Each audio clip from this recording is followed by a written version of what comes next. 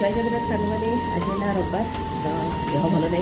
तो सब जिन late late सका उपमा कर खाई तो ये रखिए आपण मैंने किसी भी सेयार कर देखिए उपमा तो आम उपमा खाली कर खाई देखिए कोबी आलू को भाजी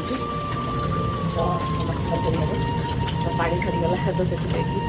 मटर भी चली तो मसला भी रेडी कर देती तो कोबी आलू रोई माछ देखिए तरकारी कर देखिए यहाँ 3टा पिज रसुण अदा आउ दालचीनी गुजराती जीरा बनाई आ टमाटो आउ